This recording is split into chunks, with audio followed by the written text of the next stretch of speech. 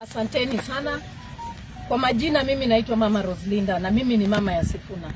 So hello and welcome to my Gen Z TV news, and today I got this news for you.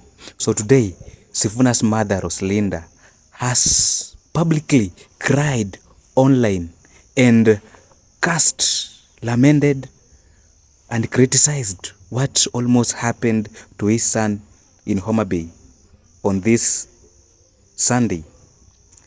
She has really asked the leadership of Homa Bay these simple questions, and she is directing this question to Gladys Wanga, that which kind of mother wants to hurt another mother's son, who the only mistake that the son committed is wanting change in Kenya and a very good leadership than this that we have now in our country.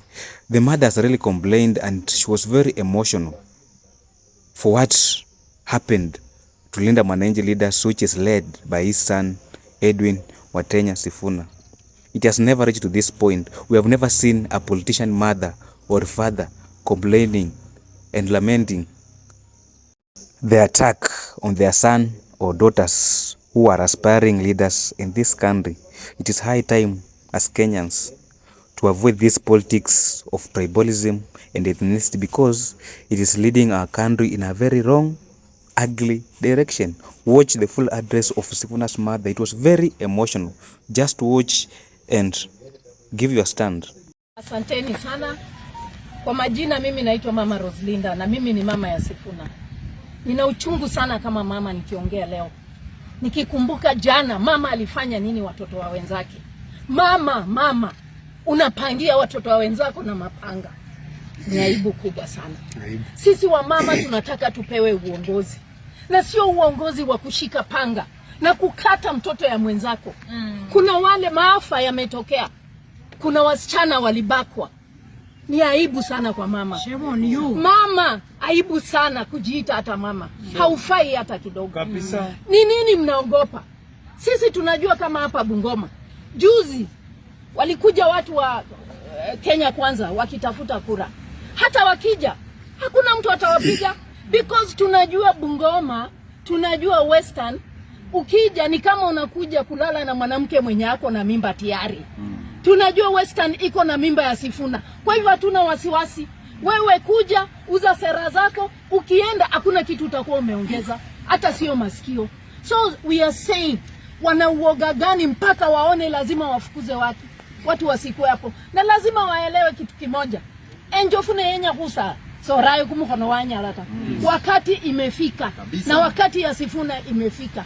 Ni kama ndovu inataka kuzaa. Na pia mimi nataka niongee kama mama. Nikiaddress wa mama wenzangu katika hii nchi yetu ya Kenya. Sisi wa mama, naweza kuwa Mluya, nizae Mkikuyu, nizae Mjaluo, nizae Mnandi. Sisi wa mama hatuna ukabila.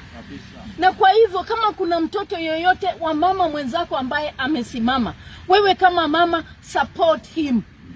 Msupport.